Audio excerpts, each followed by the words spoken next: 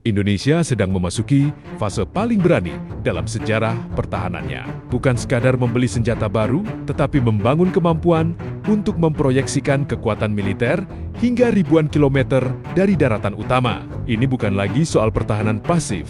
Ini adalah tentang dominasi. Sebagai negara kepulauan terbesar di dunia dengan lebih dari 17.000 pulau, Indonesia menghadapi tantangan yang tidak dimiliki negara kontinental. Laut bukan hanya pemisah, tetapi juga medan tempur potensial. Wilayah udara dan laut Indonesia sangat luas, dan menjaga semuanya membutuhkan lebih dari sekadar pangkalan udara konvensional. Untuk menjawab tantangan itu, Indonesia dilaporkan telah menjalin komunikasi intensif dengan Italia. Tujuannya menjajaki kemungkinan mengakuisisi kapal induk legendaris Ichthus-P Garibaldi. Kapal ini bukan sekadar simbol, ia adalah pangkalan udara terapung yang mampu membawa jet tempur, helikopter, dan memproyeksikan kekuatan militer ke wilayah manapun di laut. Jika Indonesia benar-benar mengakuisisi kapal induk ini, maka untuk pertama kalinya dalam sejarah modern, Indonesia akan memiliki kemampuan proyeksi kekuatan udara dari laut. Ini akan mengubah secara fundamental doktrin pertahanan nasional. Namun, ada masalah besar. Biaya operasional kapal induk bisa mencapai jutaan dolar setiap bulan.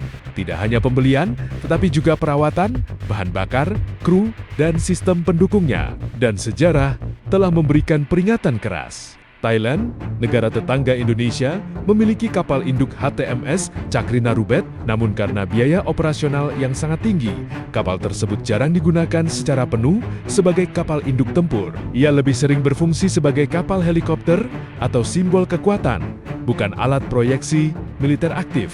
Indonesia tidak ingin mengulangi kesalahan yang sama. Disinilah strategi Indonesia menjadi sangat provokatif dan revolusioner. Alih-alih sepenuhnya bergantung pada kapal induk laut, Indonesia menciptakan konsep kapal induk daratan. Caranya dengan mengubah jalan raya dan jalan tol menjadi landasan pacu jet tempur. Ini bukan teori, ini sudah terjadi. TNI AU telah berhasil melakukan uji coba pendaratan dan lepas landas pesawat tempur langsung dari jalan tol di Sumatera. Jalan raya yang biasanya dipenuhi kendaraan sipil dalam hitungan jam bisa berubah menjadi pangkalan udara militer aktif.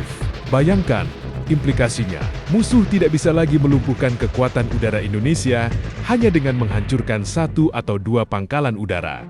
Karena seluruh jaringan jalan raya bisa berubah menjadi pangkalan udara. Ini menciptakan fleksibilitas yang luar biasa. Ini menciptakan ketidakpastian bagi lawan. Dan yang paling penting, ini menciptakan daya tahan strategis. Rencana ini tidak berhenti di Sumatera. Indonesia berencana memperluas konsep ini ke Kalimantan, Sulawesi, Papua, dan Maluku. Wilayah-wilayah ini sangat strategis karena dekat dengan jalur laut internasional dan potensi konflik geopolitik. Dengan jaringan pangkalan udara darurat yang tersebar di seluruh kepulauan, Indonesia pada dasarnya menciptakan kapal induk virtual yang jauh lebih sulit dihancurkan daripada kapal induk tunggal. Ini adalah bentuk baru dari warfare modern, terdesentralisasi, fleksibel, dan tidak terduga. Indonesia berada di persimpangan jalur laut paling penting di dunia, termasuk Selat Malaka dan Laut Cina Selatan. Setiap hari, sebagian besar perdagangan global melewati wilayah ini. Siapa yang mengontrol wilayah ini memiliki pengaruh besar terhadap stabilitas regional dan global. Tanpa kemampuan militer yang kuat, kedaulatan hanya menjadi konsep di atas kertas. Dengan kemampuan proyeksi kekuatan dari laut dan darat, Indonesia tidak hanya mempertahankan wilayahnya, tetapi juga meningkatkan daya tawar geopolitiknya. Indonesia tidak lagi sekadar penonton. Indonesia sedang mempersiapkan diri menjadi pemain utama. Kini Indonesia berada di persimpangan sejarah.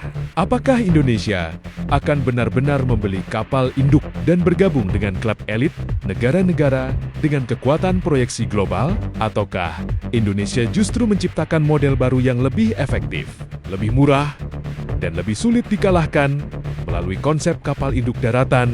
Yang jelas, satu hal tidak bisa disangkal.